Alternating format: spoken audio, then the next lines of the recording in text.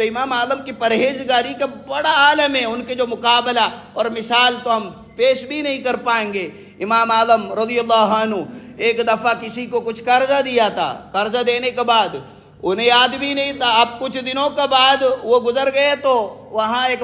چھایہ دار درخت کے پاس گزرنا ہوا، بہت تیز دار دھوپ ہے، اس دھوپ کے وقت لوگوں نے وہ حضرت یہ چھایہ دار چھت کے سامنے آپ آئیں، کھڑے ہو جائیں۔ امام اعظم نے انکار کرا، فرمایا اب یاد آیا یہ جو گھر کا مالک ہے نا، انہیں میں نے قرض دیا ہے، اگر میں ان سے جو نفع لے لوں، یہ درخت سے جو فائدہ لے لوں ہے نا، میں سمجھتا ہوں یہ بیاج بنے گا، کیونکہ انہیں میں پیسہ دیا ہوا ہے نا، تو ان سے میں منفعت لے رہا ہوں۔ انہوں نے ایک حدیث بھی سنایا،